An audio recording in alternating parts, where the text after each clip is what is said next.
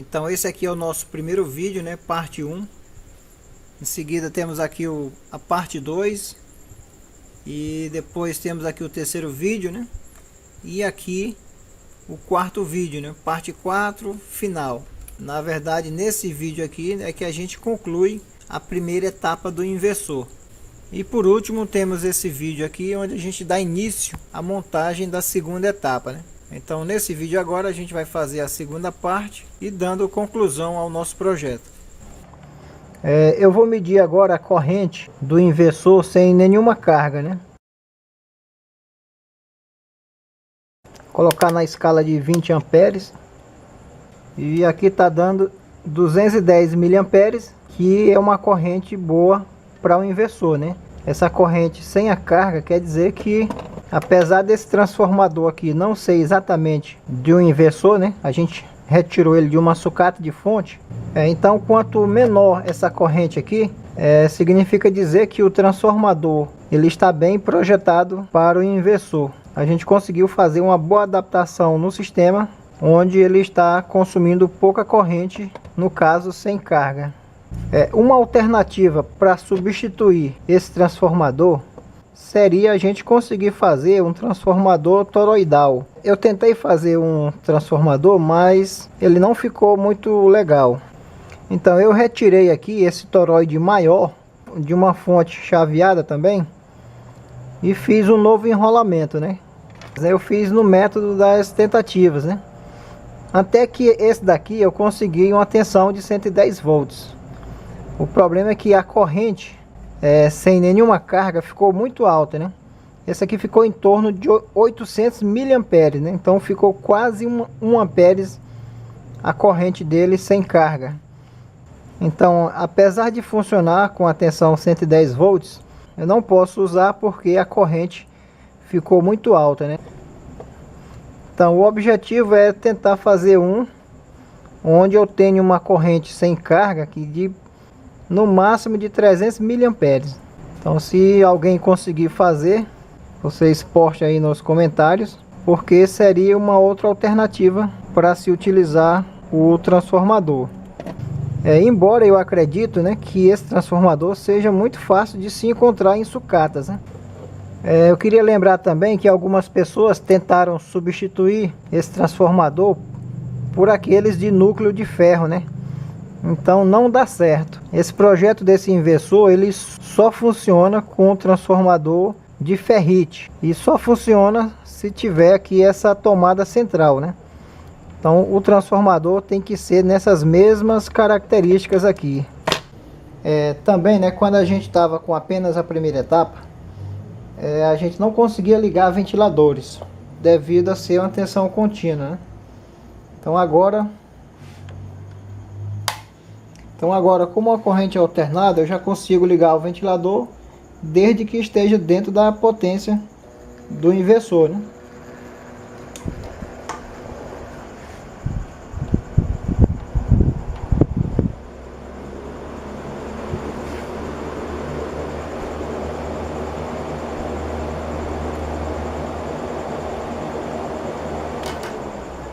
Eu não podia ligar nenhum equipamento que tivesse transformador de núcleo de ferro. Por exemplo, um rádio antigo desse aqui, que ainda usa transformador, né, que tem um núcleo de ferro, né? Então, como eu tenho agora uma tensão alternada, então agora eu já consigo ligar o equipamento que tenha transformador desde que esteja dentro da potência do meu inversor, né? Eu vou mostrar agora a forma de onda do inversor do ponto que ele está agora. Para isso eu vou utilizar o computador como um osciloscópio. Então aí nos vídeos do YouTube você vai aprender a fazer esse cabo, né, que é utilizado no computador para simular o osciloscópio. Esse meu aqui eu fiz apenas um canal. No caso eu estou utilizando um plug que vai lá para a placa de som do computador. E aqui são apenas 3 resistores. E aqui a tomada. Então você vai encontrar muitos vídeos aí no YouTube ensinando a fazer esse cabo e ensinando a utilizar o computador como um osciloscópio. Aqui está o cabo que a gente vai utilizar.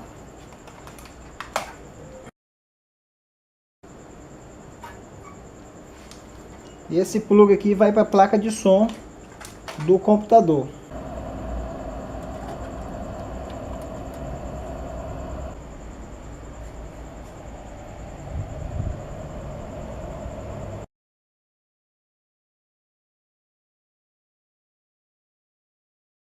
Então agora eu vou ligar o inversor.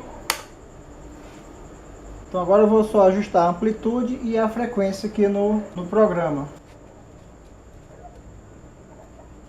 Então nessa etapa do inversor a gente tem uma forma de onda quadrada, né? E mesmo com uma onda quadrada você já consegue ligar todos os tipos de equipamentos, né? Desde que esteja dentro da potência do inversor. Então aqui nós temos a primeira tela. Você vem aqui em configurações, aqui na entrada você vai configurar de acordo com a entrada onde você plugou o cabo, né? Então a saída vai ser o Scope Loopback. Então você vem aqui nessa aba, osciloscópio. Eu vou ligar agora aqui o inversor. E já aparece aqui a forma de onda quadrada. Eu gosto aqui de desmarcar o grid aqui embaixo, que é para ficar mais visível aqui. Como eu estou usando só um canal, eu gosto de desmarcar aqui essa opção, né? Então aqui na amplitude você vai ajustar de acordo com a sua preferência. E aqui no tempo você também vai ajustar para que você visualize melhor a forma de onda. Temos aqui a opção do status, onde temos aqui hertz e volts.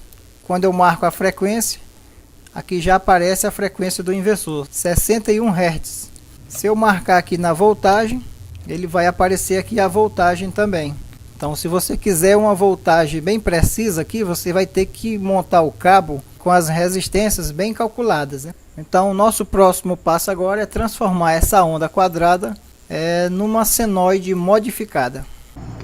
Então abrindo aqui um parênteses aqui ainda na primeira etapa, eu quero aqui dar mais uma opção de utilizar esses transistores aqui.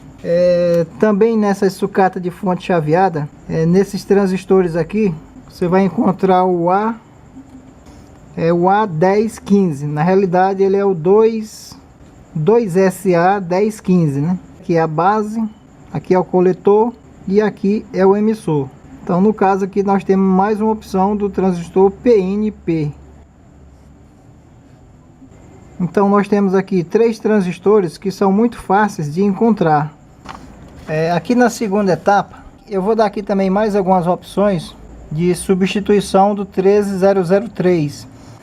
Eu já testei todos os transistores que a gente encontra nessas lâmpadas eletrônicas, né? Todos eles funcionaram bem no inversor. 103T, base, coletor e emissor. 2611B, base, coletor e emissor, né? A base dele aqui já é do lado da direita. Então 13001, a base também fica na direita, né? É o 13002, né? Temos a base, coletor e o emissor. Então geralmente esses transistores eles apresentam uma certa fuga quando você mede numa escala alta do multímetro, 200 mega, mas não tem problema, né? Pode usar mesmo assim, desde que eles passem no teste normal aqui da continuidade, né? E eles apresentaram o comportamento normal aqui, né? Base, coletor, base e emissor, né? E se numa escala maior eles apresentaram fuga, mesmo assim você pode utilizar, né? Que não vai ter problema não. No caso a gente vai evitar fuga nos diodos IN4148. Esses aí não pode ter fuga, né? A gente vai agora fazer algumas modificações aqui no circuito com o objetivo de dar mais uma segurança aqui no nosso inversor. Então nesse ponto que liga a alta tensão aqui nos drenos do MOSFET, ao invés de eu utilizar aqui uma trilha de solda, então nesse caso agora eu estou utilizando apenas um pedaço de fio fino, né? Então no caso aqui eu vou pegar um pedaço de fio desses aqui, desses cabos normal de instalação elétrica, né? Então, e com isso eu vou limitar aqui um pouco a corrente inicial do circuito.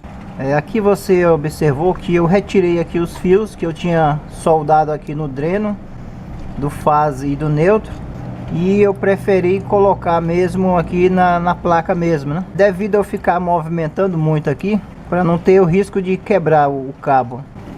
Desse lado aqui, onde eu estava utilizando algumas pernas de fio para fazer tipo um fusível, também eu preferi usar um pedaço de fio, porque aqui eu vou precisar de um fluxo de corrente maior. A outra mudança que a gente vai fazer, de também dar uma melhor proteção ao circuito, será colocar um resistor desse source aqui para o negativo e também desse para o negativo. Então esse resistor ele é de 0,22 ohms, né? Vermelho, vermelho, prata. Então aqui eu vou desfazer essa solda e aqui também. E aí eu vou colocar o resistor para o negativo, né? Então ficando dessa maneira.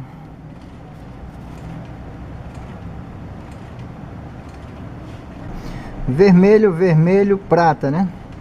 0,22 ohms. Aqui na primeira etapa a gente vai acrescentar também mais uma opção, também com o objetivo de proteger mais aqui os MOSFETs. A gente vai acrescentar um resistor e um capacitor nesse ponto aqui. Observe que ele está no dreno de cada MOSFET. Então, se observarmos por esse lado aqui, ele estará aqui também nos pinos do primário do transformador.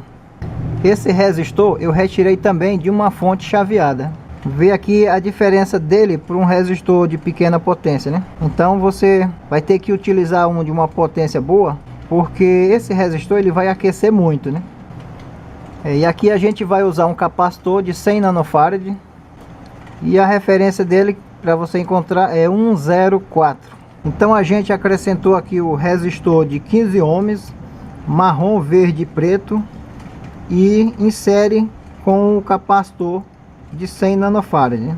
Aqui é o dreno de um MOSFET e aqui é o dreno do outro MOSFET. Então tá aqui o meu resistor, insere com o capacitor.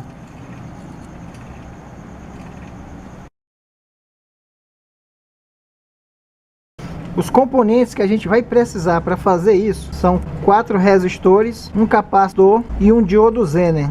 2 resistores de 10K, marrom, preto, laranja. Um resistor de 470K, amarelo, violeta, amarelo. Um resistor de 62K, azul, vermelho, laranja. Um capacitor eletrolítico de 47 microfarad por 16 volts. Um diodo Zener 12 volts. Uma maneira que eu utilizo para testar diodo Zener, então quando o multímetro começa a dar low bat, né, bateria baixa, eu vou juntando essas baterias, né?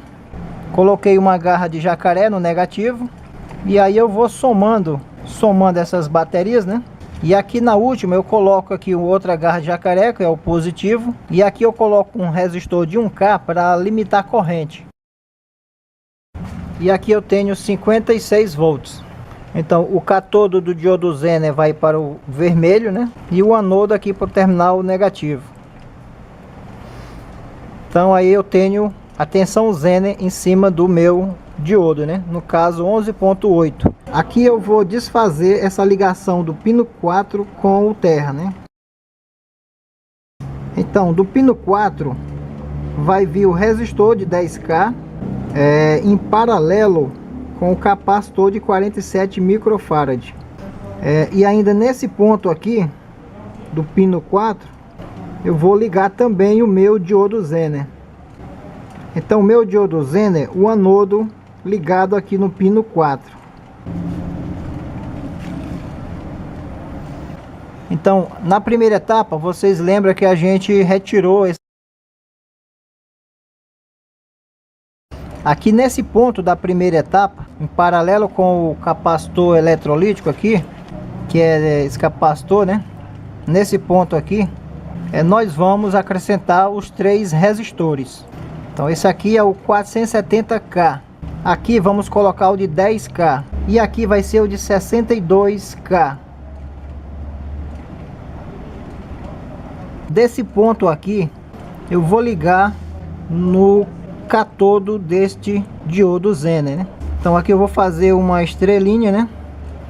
Significa dizer que vai ser ligado aqui no catodo do diodo Zener. Então aqui eu tenho um divisor de tensão e através desse ponto eu vou levar uma amostra dessa tensão aqui para o meu circuito no pino 4. E com isso ele vai controlar tanto a forma de onda, como também vai estabilizar a tensão na saída de acordo com o meu resistor. Esse capacitor de 47 microfarad eu coloquei na parte de cima. Então aqui está o capacitor negativo para esse lado, né? O resistor eu coloquei em paralelo, né? Tá aqui em paralelo com o capacitor tem um resistor. Então eu coloquei pelo lado de baixo do pino 4 e também indo para o negativo. E o anodo do diodo ligado no pino 4 e o outro lado vem para cá, para esse lado, onde ele vai se encontrar com esse resistor de 62K ligado aqui no negativo, né? Então tá aqui o resistor de 62K. Um lado está aqui no diodo, né? E o outro lado no negativo. Então daqui para cima ele vai para o resistor de 10K, que está em série com o resistor de 470K. E o resistor de 470K ligado aqui no mais da alta tensão, né? Então aqui, ó, é o mais da alta tensão. Então aqui é os diodos, né? Então eu aproveitei aqui que já estava bem próximo aqui, só fiz pegar essa trilha para cá, né? Pronto, o circuito está formado, né? E aqui eu vou ligar o inversor.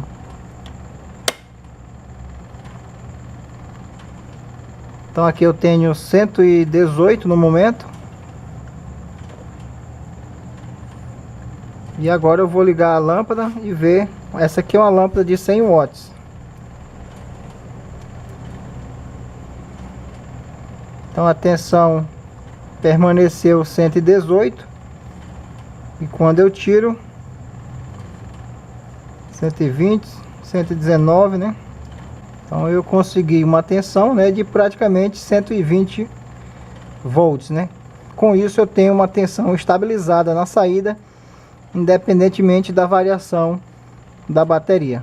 Se por acaso você pegar um caso bem complicado de estabilização, então a dica é você mudar os dois TL494, né? Tentar encontrar um par que lhe dê uma boa estabilidade na tensão de saída, né?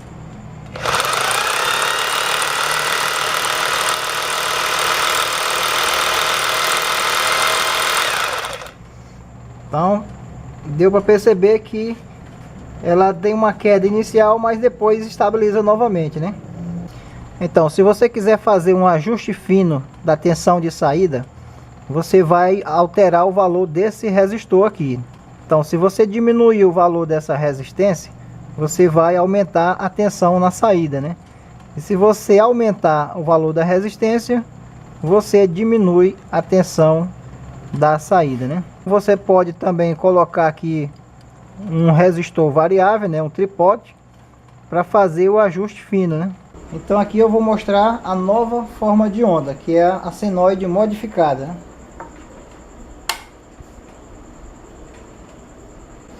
Ela é como se fosse uma onda quadrada, porém ela tem esses degraus aqui, ó.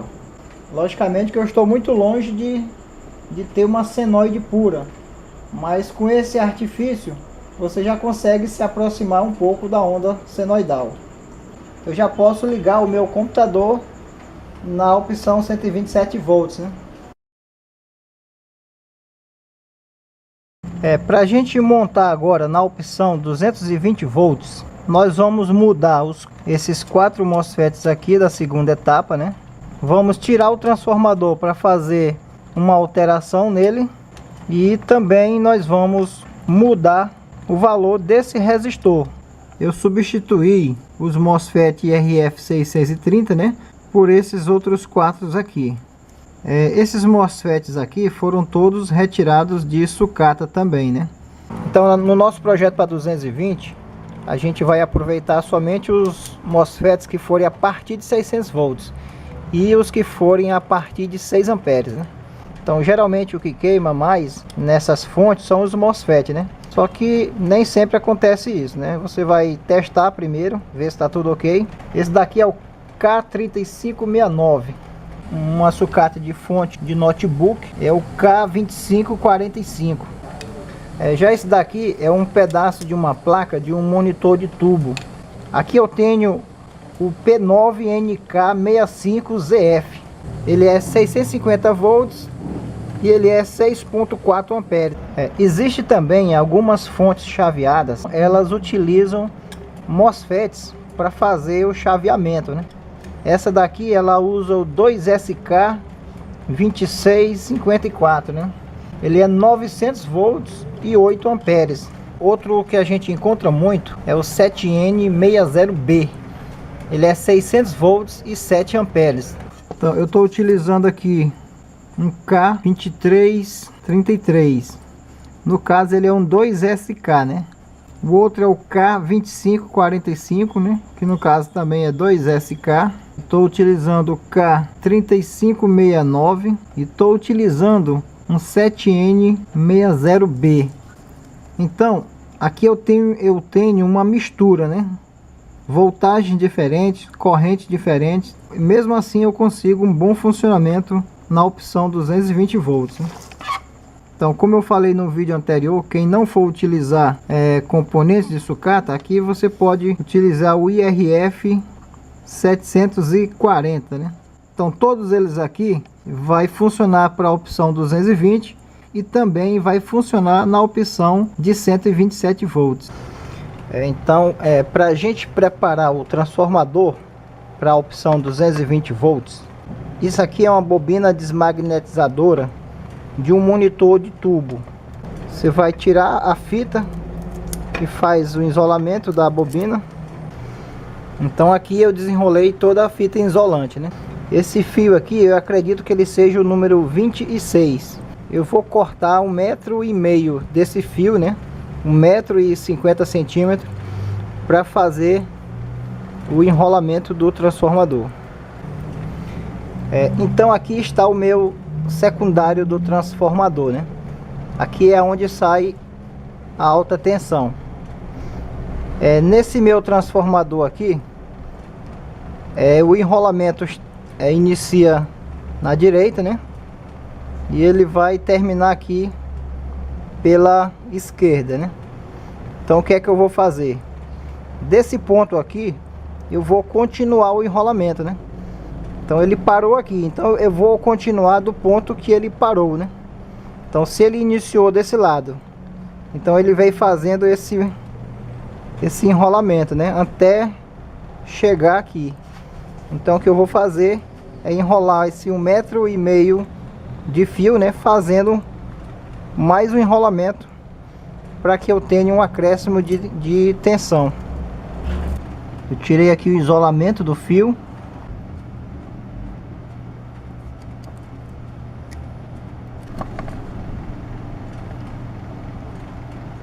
Eu vou seguir o mesmo sentido do enrolamento principal, né? Então eu vou começar da esquerda para a direita, né?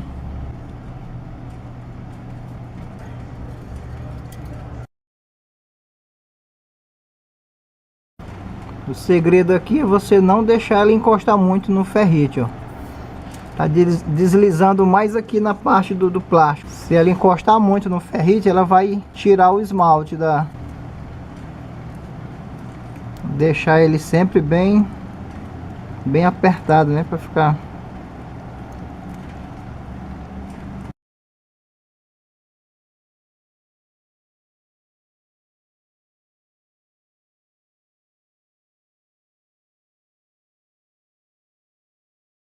Pronto, aqui será o meu novo pino do transformador.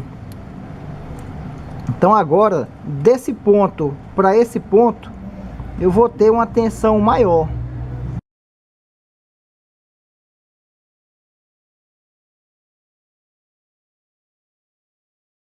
Então agora eu vou só tirar aqui o isolamento, né?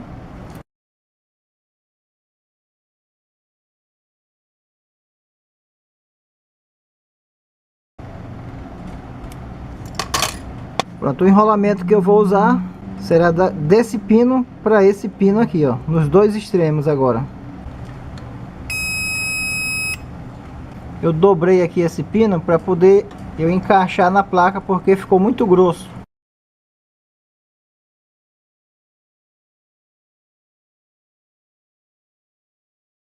O pino novo que eu acrescentei é que vai vir agora para esse ponto aqui.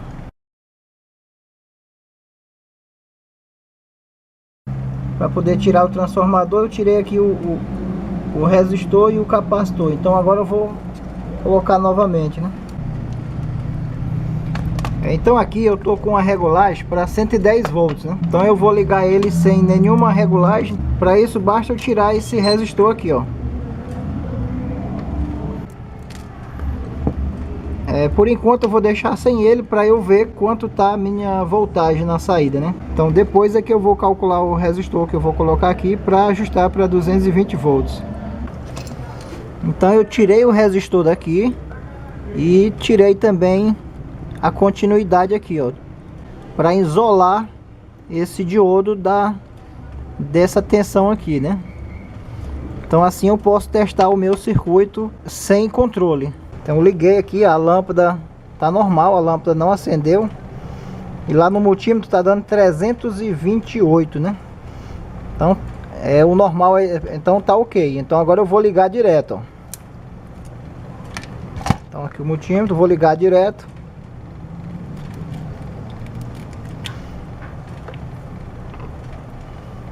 Então no multímetro tá dando 337. Agora eu vou ligar a lâmpada de 100 watts para ver a queda agora da tensão.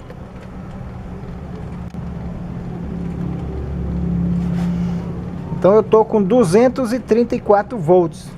Sem fazer o enrolamento, quando eu colocava a carga, ele dava 150 volts, né? Então agora a gente vai só fazer a parte de controle para fixar ela em 220 volts. Então aqui eu refiz a solda novamente. E aqui eu coloquei o resistor de 30K. Ele é laranja, preto, laranja. Então esse resistor é que vai me dar o ajuste de 220 volts, né? O restante do circuito permanece igual, né? Tanto aqui como aqui. A única coisa que eu mudei para a versão 220 foi esse resistor aqui. Então agora eu vou fazer o teste após essa mudança, né? Para 220, a minha tensão sem a carga, eu não consegui uma boa estabilidade, né? Agora quando eu coloco a carga, então quando eu coloco a carga, eu consigo a estabilidade, né? 221. Então eu percebi que sem a carga, nessa opção de 220, ele ficou variando um pouco, né? Mas na hora que eu coloco a carga, ele estabiliza.